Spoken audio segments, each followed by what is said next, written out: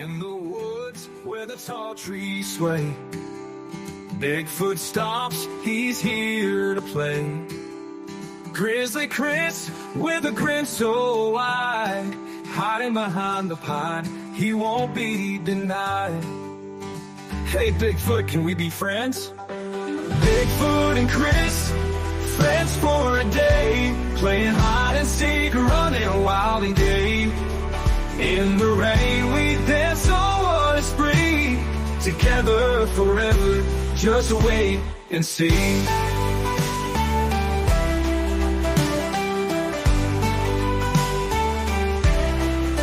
Searching high, searching low, what a sight. Laughing and dancing in the moonlight, camping out under stars that shine. Chris shouts, Bigfoot, come on, it's your time. Let's find a way to make it last. Bigfoot and Chris, friends for a day, playing hide and seek, running wild and gay. In the rain we dance on a spree, together forever, just wait and see.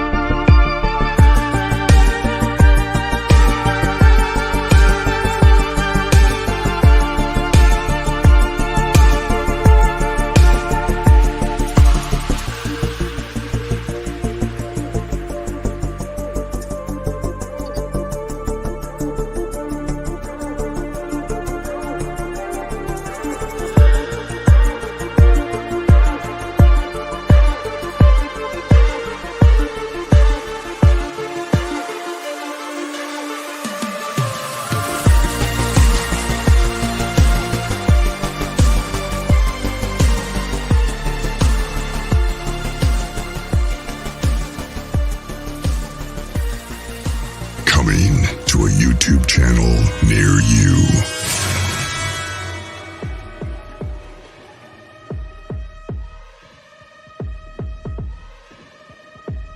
Well, hello there, everyone. Welcome to another edition. Hopefully everybody's now tuning in. Let's see if I can get the right one up on the screen. This edition is brought to you by Rest in Peace Paranormal Gear. Make sure and check out Rear Gear 1971 at gmail.com. I use the product, Rimbob, podcast, everything. You name it, he's got it. It's in stock, shipping now. Make sure and check it out. Rest in Peace Paranormal Gear. So, how you doing there, Mike? How you doing, Tom? Hey, I'm doing great. Probably a little better than Tom. Tom's a trooper for being here tonight. We'll get in more in that in a second. I know, right? Tom got hit by a car. Yeah, I did. What in the world? Yes, he did. What happened, Tom? I was on my scooter heading to the post office, and I was in the crosswalk crossing the street, and this young gal made a left turn right into the side of me. Wow. Threw me off my scooter, and yeah, ruptured me pretty good. And this is, believe it or not, it's the second time that I've been hit by a car. It's however, the first time that I've been hit by a car when I was sober. He said sober. Unbelievable. Yeah. Unbelievable. So, Mike, what we got going on tonight? Oh, we have a couple of weeks ago. I had the privilege to go out to a hot spot here in Southeast Missouri, and my friend Adam and his wife Brittany hosted us. They've got some bottom land on the St. Francis River, and it's just, I mean, it's Bigfoot galore down in that area, and they've had encounters and sightings and activity around the clock for the last couple of years, and had a few others. Miguel at Sasquatch Theory was with us. I think he's already put a video up with it. And Adam has his own channel with the Half-Inch Wrench Crew, and they put something up with it, and just great folks, great time, and wonderful experience.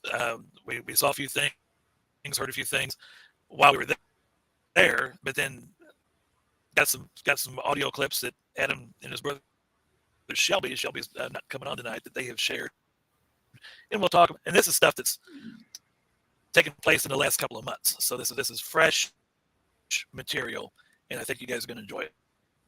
All right, let's go ahead and bring him in. Welcome to the show, sir. How you doing? How's it going, guys? Doing good. So introduce yourself. Tell us a little bit about yourself and some background. So my name's Adam. We founded a YouTube page called the Half-Inch Wrench Crew, mainly for racing lawnmowers.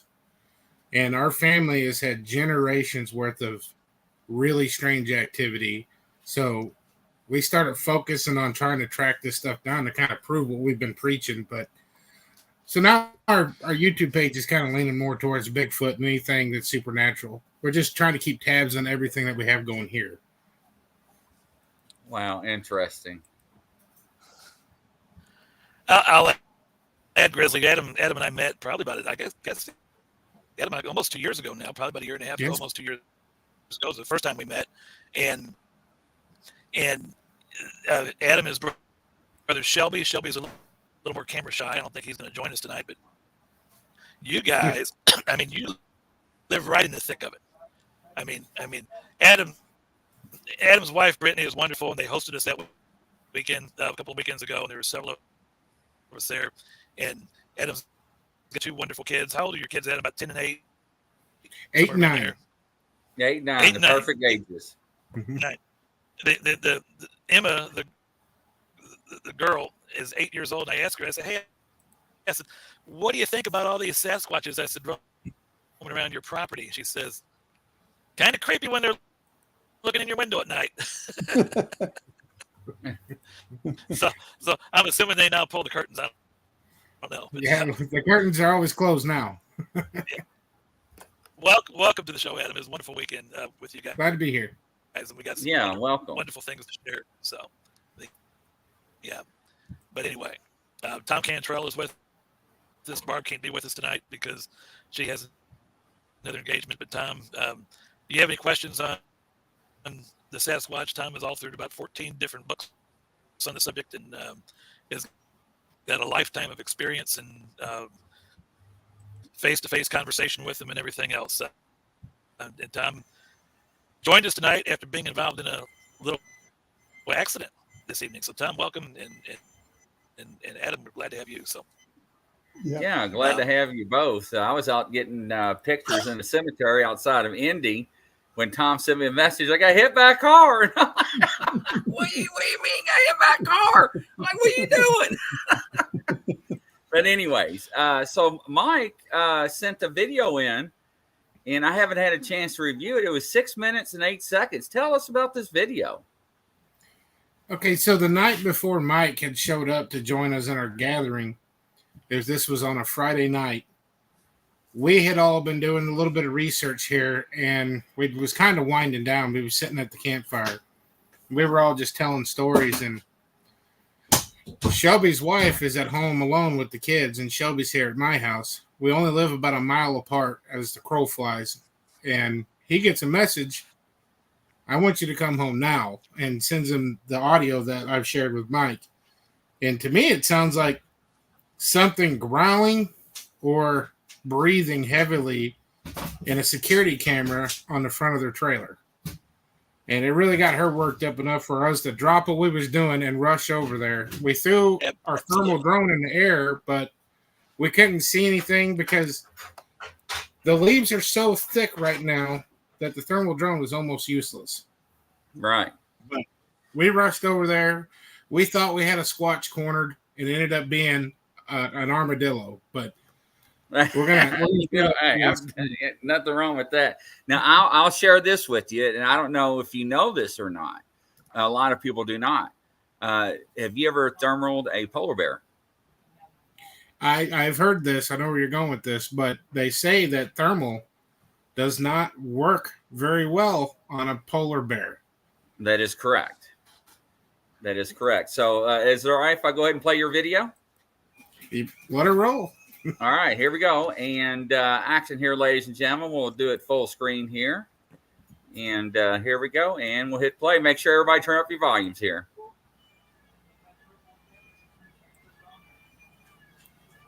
I think I hit play, didn't I? Okay, it is playing. And I'll make sure I got it unmuted. There we go.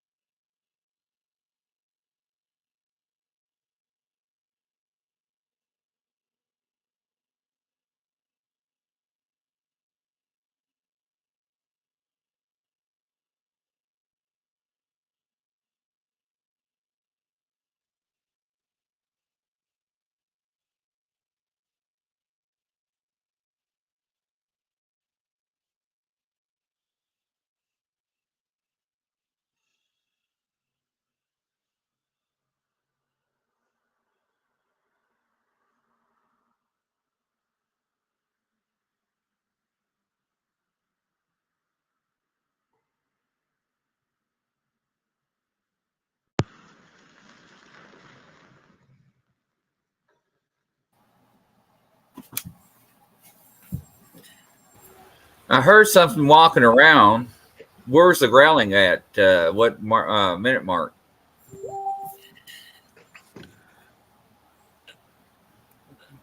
It must have been I'm not really sure the hard. exact. I'm not sure the exact minute mark. I know there's some guttural growling, and when I shared it Grizzly with you and Barb's in the chat room.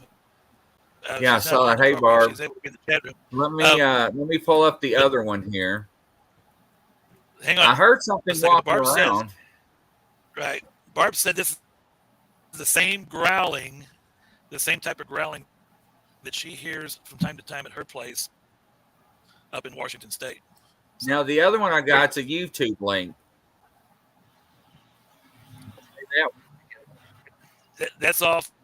That's the YouTube link off of Adam's channel, and that Okay. was recorded in August, and that's more like your chatter that is similar to Moorhead Sierra Sounds chatter. All right. Stand by and action.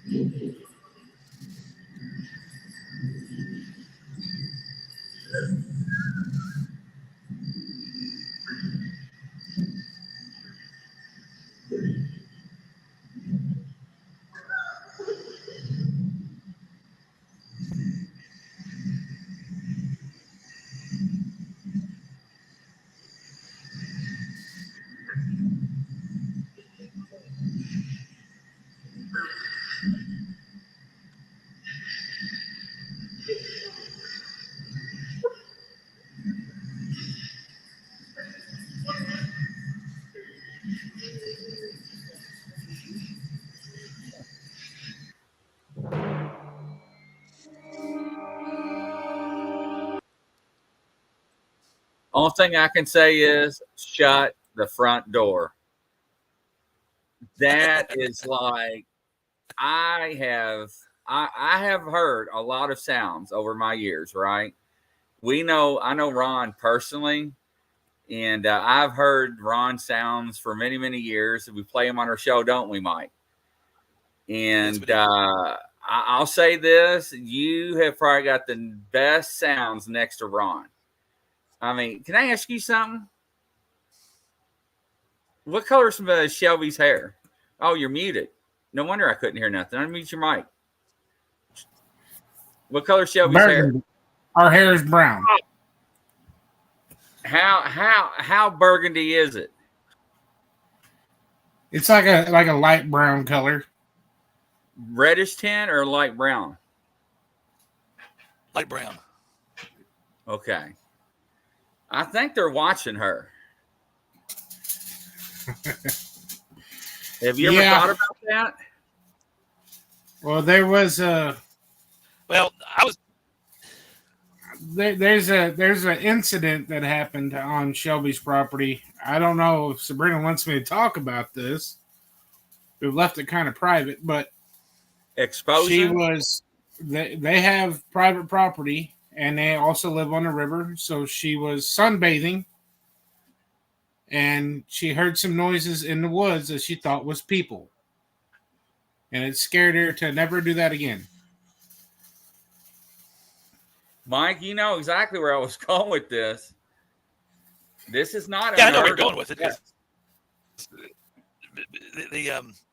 But this happens when Shelby's gone. Shelby and I talked a lot about this the night I was over there.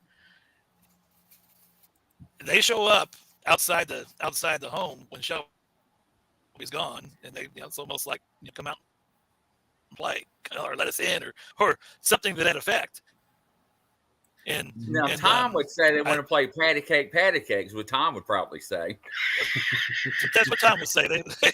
They might, and we hope Tom gets the feeling better. He had to leave the show, but that's these guys are right there in the thick of it. I mean, there are literally Sasquatches that come back and forth through their properties on a regular daily basis. So it's nothing uncommon for like Barb has at her house, except for they're just all around there, and that's that's what Shelby, that's what they deal with. So next question: on a scale of 1 to 10, what does Shelby rank? On what level? What I'm saying is I think that usually we get incidents when females are attractive with that color hair, and are they following her around on her property at all? Sabrina is really pretty, but Shelby inherited the property from my grandmother, and she had. Oh, I see. That's why I get at with lots of generations worth of stuff going on there. My grandma used to visit the property when she was a little girl, and when she got married to Grandpa, she bought it, and they had a lot of stuff happen with Mom and everybody growing up on that property. And then when Grandma passed away, she left everything to Shelby, so they inherited the property. And when they moved in, that's when it started immediately. But Grandma didn't spend a lot of time there alone the last 10 years of her life. So it was kind of vacant. She was there maybe once or twice a week, but not like it was when. I don't know if it's because we were just there more because Shelby had the property, or if it, like the activity was just there, just none of us noticed it because we weren't there. And then once we were there, we started noticing it more. But it started like a little subtle activity, and it's getting closer, like to the point where they'll jiggle the handle on Mom and Dad's RV while they are in it. Yeah. yes. There's been multiple times that I've gotten phone calls. Get your camera, get over here. It's here. It's jiggling the handle, and I'll run over there, and I always come up empty-handed. It is a battle. Mike had mentioned that Shelby was supposed to be here, and maybe a little camera shy, but he's actually here. I'm sitting in my ambulance right now, and we got this ambulance to put all of our camera gear in, so when it happens, I can just get in and go. I don't have to grab everything, because that's another 5 to 10 minutes there alone. So Shelby's actually outside working on the ambulance right now. You guys have to have an ambulance. Right. Yeah, he's working on it right now. I'm getting ready to take it on an expedition with Miguel, and we're probably going to be gone probably a week. So I'm leaving in the morning. They're trying to turn wrenches, get everything working for me, so I can just peel out in the morning. That is insane. How many do you think you have over there? About approximately. At least one pod for sure. I know, Mike, you was at. See, you've got Shelby's house. Go to the neighbors from time to time. And Yeah. we had little. Yeah. The neighbors are in between Adam and Shelby, and the neighbors Grizzly are where I've had a gifting bucket set up for last year's gifting project. So you've got that bunch. There's probably some others mingled in with them too, as far as the Sasquatches are concerned. Mike, you said that you'd actually seen. I had my sighting right there in between Shelby's house back in December, and he was a big one. Probably if he stood up, he was on all fours when I saw him at about 30 yards, and had he stood up, he would have been about 10 foot tall.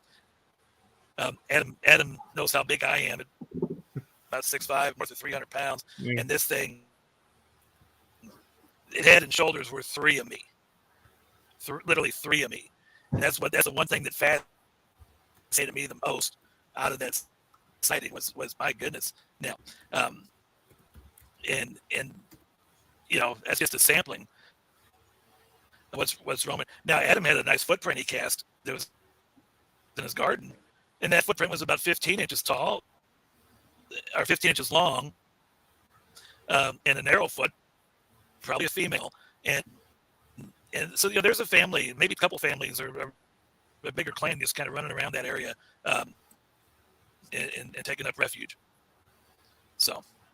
Wow, a couple things here. Jason, I was there. Says, I'm sorry, Mike. Go ahead. There's a I was little just delay. say that I was there.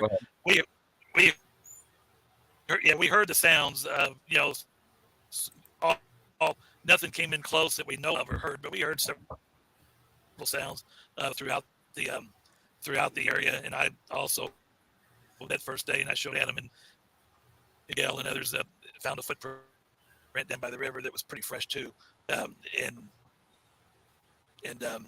so I had Adam's son reach down there and feel the toes and everything like that. So it's kind of cool. They got a cool thing going on down there. He stepped right in it, didn't he? Jason Hubbard says, I'm up here in northern Missouri and I found structures, archers, and a footprint. Sunny 11, maybe they're curious with all the new people around. That, you know, that could be a good question there. Definitely, we're going to have to. I would love to come to northern Missouri or Missouri this spring or something, and especially with you, Mike, and especially with come with us, Chris. It's got to be southern Missouri, but they're all over the state. Well, southern, as long as we have some sweet tea, I'm good. We'll get you some sweet tea, and if we go to Adam's property, my goodness, you get a buffet breakfast too. My goodness, they rolled out the red carpet for us, if you will. And hey, as long as I can pinch my tent and have my color TV and my lights and everything I have, I'm good. We do have Wi-Fi, but that's even better. We'll have to set something up sometime, but you know, I know during the day, Miguel with Sasquatch Theory was out there doing some recording, and he and I took a little walk up there during the day and on the property, and we went and saw a couple of tree structures that were, you know, just showing and different things like that. There's signs all over the place. We know they go through there. I was fortunate to see one in the area. Adam and Shelby have seen him. I know Shelby had that experience about within the last year. Adam at his house. Tell us a little bit about that one. Yeah, he's had a couple, but the one that scared him the most was he was outside burning some wood in this little burn pit in his backyard, and he had this little bitty pocket light, this little bitty feller. And this was just after the new house was put in. And when my phone rang, I thought something was wrong with my mom and dad because of how panicked Shelby was. I could hear the fear or the choke, you know, something was wrong. You could hear it. It was like he couldn't talk. Sabrina was actually talking. And, I jumped up. I started throwing my boots on because my mom and dad are retired and they live in their motorhome. They travel. So they actually stay boondocked at my brother's property. So I thought something was wrong with them.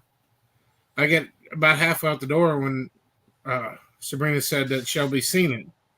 And what had happened is he was in the backyard burning stuff in the fire. And he just happened to look up at the back of his house, and there was one about 9 foot up peeking around the side of his house. And he said his light was on it. There was no eye shine. And he was looking at it, and he was thinking, I hope that's not a... And about that time, it whipped back around the front of the trailer, and he had to walk towards the house to get in the back door, and it scared the living crap out of him. Wow. He said this was different. Compared to the other times encounters that he's had out there, he said this was different. He said this was big. Wow. There was a comment here that was made. Hopefully I'm not saying your name wrong, Levon. Have Shelby sing while she's outside. Maybe they'll sing back her home. They actually had that tested before. And for some reason, women that they are attracted to, they will make contact, whether by singing or mimicking an owl or wood knocking, or I don't know if it's the mouth popping or some people calling it. I don't know. What's your take on that, Adam? Right. I've heard people call it clucking. Yeah, Shelby's my brother. Dad saved up a bunch of money to get a Shelby. Shelby. Yeah, I've got a daughter named Shelby. I apologize. Really bad. And he didn't get his Shelby. He got my little brother instead. So he named him Shelby. So he got his Shelby one way or another. But yeah, the clucking sound. I've heard other researchers talk about them making like the tree knock sound with their mouth. I'm not sure on it. I'm like on the fence about a lot of things. I'm not really sure what it is that we're dealing with. Is Bigfoot just a big monkey, or is it something way worse? Well, I thought years ago. I don't know. Go ahead, Mike. Well, I was going to say I don't know about worse or what's worse. I in my dealings, and I've been several times up close and personal with them. To me, they resemble us in their characteristics and their traits more than any other animal out there. There's almost a human element to them as far as I'm concerned, and even the Ketchum DNA has kind of shown some human elements in it too on the female side. So they're very sophisticated, they're very intelligent, and they're very curious about us, but they keep us at arm's length because they probably observe humans long enough to know how the other side of the human beings, how we can be. So they're interesting, and they're certainly a study. And like our buddy Tom says, they're flesh and blood, and there's something else going on with them. And I think Adam and I both can concur in Grizzly that there's also something else going on with them. So yeah, no, I totally agree with that. And years ago, and when I talked to Ron off and on, and especially before he wrote all of his books, I do agree, because how can so many people see something and something just disappear? Number one. And number two, how could you be out in the middle of a field following tracks and they just stop and no structures around, trees, rocks, or anything, and they just disappear? And then we have so far the cloaking effect that people are now starting to witness in the past 12 years, like Predator. And we have Barb Shoop is the prime example that caught one off of her iPod back in, 2014, Mike? And they tried to debunk that, and they could not. Around there, yeah. Yeah, somewhere around there. And that has been... Little Twisted made a comment a minute ago that said just talk to them. And that's one thing I'd recommend. And with both yes, and they do understand. Just like we're talking to each other. Just talk to them, which has always been Please don't eat me. Approach. Well, I don't think we're on the menu. Just say, hey, guys, we're friends. You're welcome come on property. Please don't scare us. Different things like that. Shelby might have to be a little firm and say, please leave my wife alone. Barb had the incident she talked about about a month or so or 2 months ago with her dog, how her dog was getting intimidated by the Sasquatches around the property. And she just went out and had a heart-to-heart talk with them, and they kind of left the dog alone. Now, native tuna, and I do agree with this comment, if they are more ancient than us, then we resemble them. And they do. We have people that state when they are hunters out there and they draw down with their scope, they could not take a shot because it was a human face. So, yes, I do agree with that comment. What do you think, Adam? Yeah, the only time, if I was in that scenario where I drew down on it with a scope, the only way I could ever pull a trigger is if I was protecting myself or my family. Exactly. As far as shooting one, but I'm really not sure. I'm on the fence. Like they scare me. I told Mike before he come out, I said, I do all the calls and the tree knocks at Shelby's because I don't want them here. I don't want them in my backyard. I don't. But Adam, you guys go out and you get out there and you with your YouTube channel, the Half Inch Wrench Crew, and you guys ought to check that out because you guys get out there at nighttime, going through the where they're at and have experiences. To me, that's when it comes to nighttime, I just kind of like to sit and chill and listen to them, and maybe if they come in, talk to them a little bit. But you guys are still getting out there and getting it done. Yeah, that's pretty awesome. And I'll tell you, Adam, and I'm not afraid to admit it, I get scared too. That one that touched my tent in Salt Fork, I thought I was going to die. I couldn't reach for my pew fast enough just to scare the hell out of it. And I just couldn't. Because that hand, and you can't see it on the screen because my screen's blurred, it was bigger than the size of a bowling ball. When it imprinted on that tent, I thought it was one of the guys up there playing a joke on me. And then when I saw the fingers fill the fabric, I was about to come unglued because I was like, it's here. And then it screamed out behind the tent in the valley. And because Mike knows about Salt Fork, don't you, Mike? I mean, it's just yeah. It's off the chart. But Bill Rummage was with us that night, and Bill has done some things with that. He's done some things with me, and he's since moved to Oklahoma. But Bill and I one night over in my county, Cape Girardeau County, in a tent, we had one come walk up right outside the door, and I mean he was literally 4 or 5 feet standing on the other side of the tent wall from where I was sitting, and Bill was snoring. Adam can probably understand that. But I always said, boy, I'm just going to talk to him. I'm going to talk to him. And when he was that close, and that was about 2 years ago, I froze. I thought I couldn't get a word out. I just sat there and I couldn't get a word out. And I kept thinking to myself, okay, I'll let him make another move, then I'm going to say something. I'll let him make another move, then I'm going to say something. And the next thing you know, he just kind of humped at us and walked off and into the woods. And there was another witness, one of Bill's friends that was with us, but named Mark. But they get that. It's easy to say what you're going to do, and I have talked with them. But when push comes to shove, and you're right there, and the moment is right there, you really don't know how you're going to react until you react.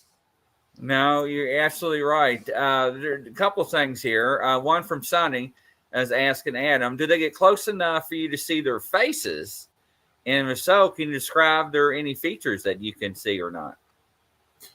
I personally have not gotten close enough to one for any of that. The only thing that I've seen is the outline of them. Like, for example, we went out in the woods. This is back when all we used was GoPros. And this is about the best description I can give you is in this encounter. We go down in the woods to this tire that we sit on and listen. It's a great big tractor tire. It's me, Shelby, and Josh. And Josh had never seen anything until this night. He had his guns and everything. He wasn't scared of nothing. Big bad Josh. And then it happened, and he was ready to go home. So again, my dad had a camper in Shelby's backyard. Had this great big LED light, floodlight on the back, or not on the back, on the side. It was a lot brighter than any camper should have had on the side of their camper. It was way too bright, but everybody could see the whole backyard. But we could see a light down in there like it was a spotlight on us. And we're sitting down there, and our eyes just started getting adjusted to the darkness. And Shelby's looking back up at the house, going, "Dadgum, what light is that up there?" And I was like, "That's Dad's camper light. It's got that new LED light on there. It's bright." He holds his hand up and he goes, "Look, I can see I can see my hand like really good." And Josh, no sooner than Josh says this, he says, "But what's that moving in front of it?" Shelby's hand went dark. And we all looked up there. We're looking at this camper.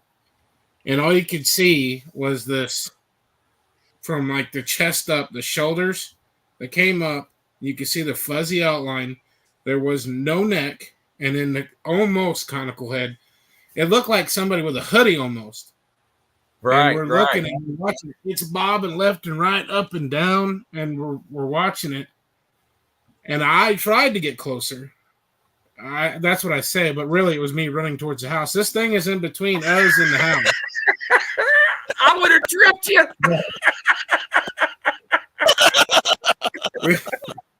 I run about halfway up there, and the ground's really unlevel going through there. So I click on my light, and I think when I turned my light on, it immediately knew that the other way. Whatever way it went, it left no tracks. It didn't make any noise, and there's nowhere it could have gone without making a noise. And that's how is that possible? That's what I'm talking about. How is that possible with leaf litter, twigs on the grounds? I mean, we walk through the woods and we crunch. No matter how quiet we are, we still make noise as humans.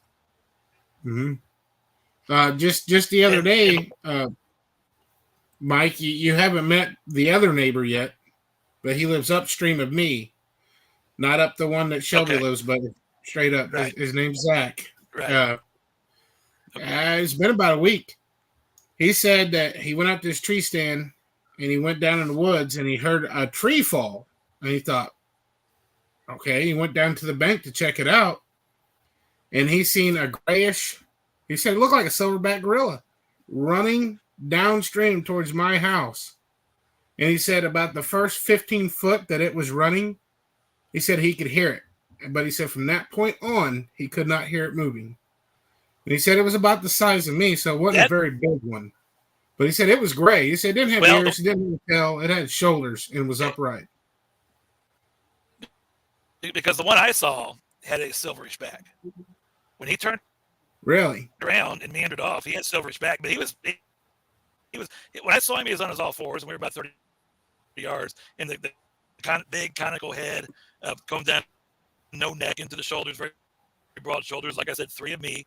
And the forest was shadowing him, so I didn't see clear facial features. You could see where the eyes was and nose was, and he gave me that bob back and forth. Mm-hmm. But if he stood up, because he's on the all fours, and if he stood up, we looked in the eye, he would have been every bit of 10 foot tall. And he stayed on all fours. The one that Grandma always seen over there was silver. Yeah. We contacted about 15 seconds, and I said some nice things to it, and he gave me a head nod, and then he turned around, still on all fours, and meandered back up into the woods where I couldn't see him. And when he did that, Grizzly, I couldn't hear him going anywhere. I couldn't hear anything. I could just see him going off in to the woods. And when we've had him in the camp over in Cape County, when they walked in the gravel, you can hear the gravel crunch, like with the parking lot or the driveway where you park the cars. But when they walked in the ground, you didn't hear things. Well, a couple things here. David says, I live in Kentucky next to Daniel Boone National Forest. I've seen Bigfoot several times. I've heard vocalization, seen footprints and different structures. It's very real. Yeah, absolutely. David, make sure and send me a message. We're actually going to have a camp out next year at the Daniel Boone National Forest. I don't know what part yet. We're going to get that wrapped up here soon. So check that out. In Soundstream 101, we're very loud walking in the woods with shoes or boots on. But Soundstream says also you'd be very surprised walking the woods barefoot how quiet you can be. I will agree with that. But as soft and tender as my feet are, as I get pedicures, my feet are torn, right? Absolutely. Oh, absolutely. So, yeah, I wouldn't make it too far. So. And that goes back to what Tom Cantrell has said, that when we were created, we all had the same abilities. But then what do? We started making the environment adapt to us. We put shoes on, and we moved indoors. We turned the heat on, things like that, and the Sasquatch just stayed themselves. And that's if we walk more barefoot, we'd probably hurt less too. Yeah, I totally agree with that, because and that's probably explains too why sometimes we see prints and we don't see prints. But the thing is how can you follow prints, whether it's in snow, right? And they just stop and disappear out in the middle of nowhere. I mean, physically, how can you explain that? So there's got to be some element that we just don't understand mathematically or scientifically how that is. And we always talk about, or I do, about the electric eel theory. Back in the day, when people didn't know about electricity and they touched that eel and knocked the hell out of them, right? And what was it? It was evil, Satan, bad. No, don't touch. Because they didn't understand the fundamentals of science and what that eel was producing, because they didn't know about electricity back then, because they didn't have it. So I just want to toss that in. What's your take, Adam? I'm going to share a link to Mike on Facebook of a handprint that they left on my mom and dad's motorhome. Oh, wow. And hopefully he can share that to you. It was a... you said... Yeah, I can bring that up. You said that the one that touched your tent's what made me think of this. I about died, because when I first saw the impression of the tent being pushed in, I thought it was one of the guys. And I tell people, when we go camping, hey, I'm retired police. Do not pull jokes on me. I do pack heaters, right? So if you want to call them pew-pews, that's fine. But when I saw that hand open up and spread, and I saw the digits and how big that was, I'm like, that is for real. So, native tuna. Grizzly, I just said that to you. I'll pull it up. Moccasins help a bit with quietness and pain. And I didn't think about moccasins. Yeah, that would help, wouldn't it? So, yes, that is a good comment. Yeah. All right, I'll pull it up right now. I can see just Grizzly. We can say change of shorts. Let me tell you something. I hurt my back when I saw that, because I kicked like a damn mule. It scared the living daylights out of me. And then to hear it scream. Hey, ask Neil about the one that screamed at him. He zipped the tent backwards and got it stuck, about passed out, didn't you, Neil? Anyway, sorry, Neil. I should have shared that on the air, but all right, here. Yeah, that was funny. Remember that one, Mike? All right, here, bringing it up now. Let me get through the commercial here. And skip it. All right, and action, ladies and gentlemen. I'm going to blow it up full screen here.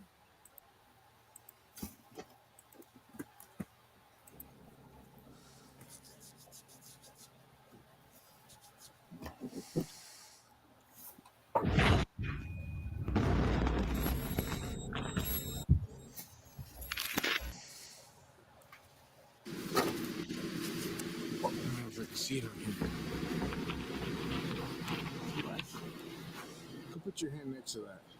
Oh, wow. Look at that. Look at that. You can see that. Look at that. Yeah, no, That's how big, I can tell you right now how big it was when it pushed on the tent. So shaking, okay. compared to a human handprint. That's why I'm saying you knew beyond a reasonable doubt that it was not a human. And no human can do a double handprint to make one hand. See, what had actually happened was Mom and Dad were in the motorhome sleeping, and it got shook. And he thought that maybe one of his stabilizer jacks had blew a hydraulic line, and he was out there inspecting it. He's like, there ain't nothing wrong with these jacks. And that's when he found the handprint on the side. You know how campers leave that like residue mold on them from sitting in one spot? Right. That's basically what it left. Wow. That is a big motorhome for something to be able to shake that.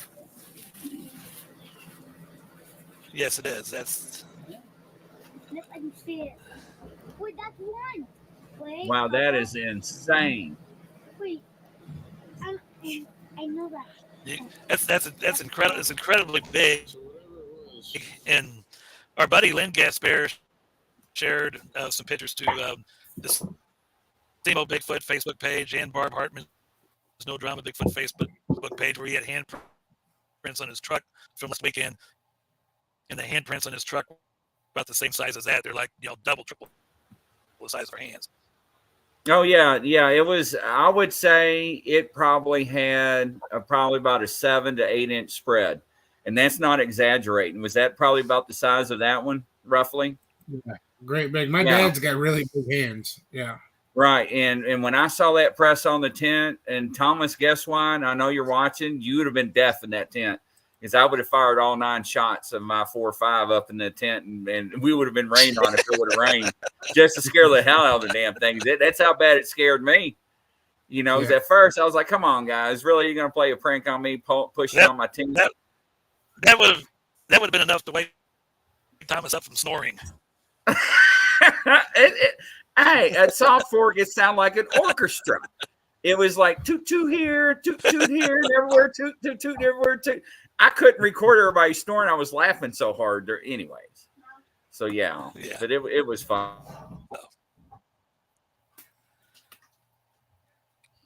This is some great stuff.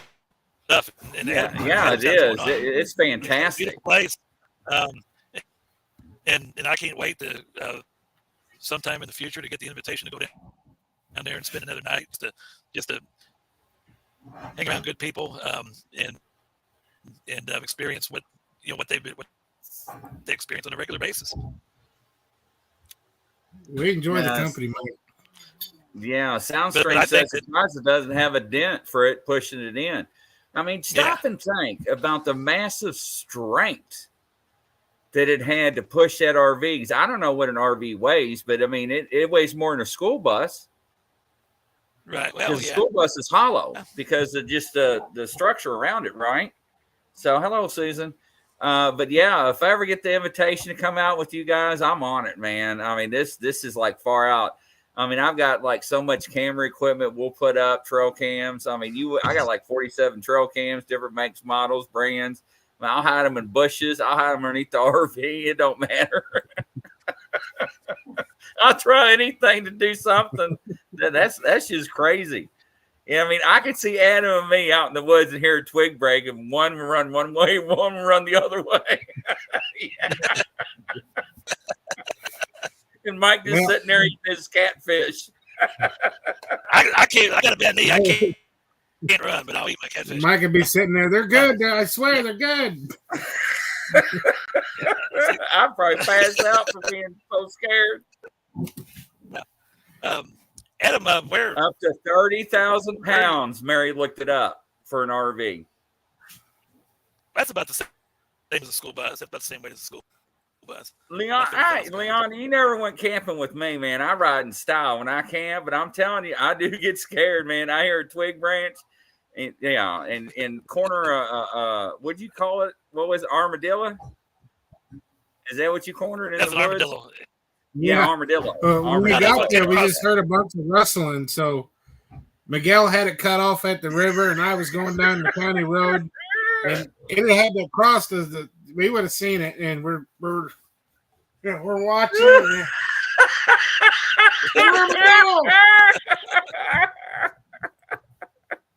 Like it's a Oh, great my God. big. Oh, my heart would have been. Whoa. The things are noisy. Oh my God. That's funny. Joey says I am a glamper. I ain't gonna lie. Mike knows. Mike spent the night with me. That didn't sound good, Mike. Hey, 60-inch big screen TV in the tent. A Watching heater. movies at night. Yeah. Heater and everything else. My goodness. Yeah. Grizzly. Well, knows Adam's how to got do me beat. Adam's got Wi-Fi. He's on Wi-Fi. Yeah. I know, right? Adam's got the ambulance. That's what's cool. Hey, Adam, where you guys going? Where you guys going this week? We're going down to the Current River, down to the infamous killing fields. Oh, okay. They're the.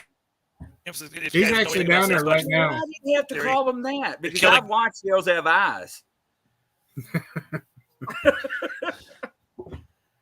Well, is there a lot of deer yeah. carcasses or stuff out there or something? Yeah, that's why they Yeah, you're gonna have to Killing look Fields, I this think. documentary up. look up Sasquatch Theory, Killing Fields. 1 million people watch the thing. That's kind of what put Miguel on the map about 4 or 5 years ago. And he's been doing great work since then, and he goes back there often enough. And that sounds like it's gonna be a fun time. Well, I tell you what, if I ever get the Talk to him. invitation to come out, Adam. I'll definitely do a filming of you guys, and we'll make it a show. Yeah. That's definitely. Yeah. We'll Talk do to a him. series or something. So You get it. My recommendation for you and Shelby, you get a chance, talk to them like I'm talking to you guys. Just talk to them. Say, hey guys, we're neighbors. We're chill. We're not here to harm you. Please, respect us in the same way. Knock it off. I'm getting tired of buying underwear. hey, let me tell you maybe they'll something. back up. Bring a little. No, I can't say it on the air, but they were teaching me Indian language, right? OCO and everything. OCO. And we heard, we heard some twigs breaking and everything else. I couldn't remember a lick of anything, and I did something else. They're like, Grizzly, what the hell is that? I was like, that's the only thing I can think of. But anyways, I want you guys. What's your YouTube station again? So everybody can follow you? The Half-Inch Wrench Crew. Yes, and it's a pleasure. Thanks for coming on tonight. And everybody make sure and check them out. And Mike, it's been a pleasure again tonight too. And everybody, thanks for tuning in. And from coast to coast, Thanks a lot, Adam. around the world, everybody. Thanks Y'all for have a having good me, guys. thing. Bye-bye, everybody. All right. Thanks, Adam. We'll see you. See you guys.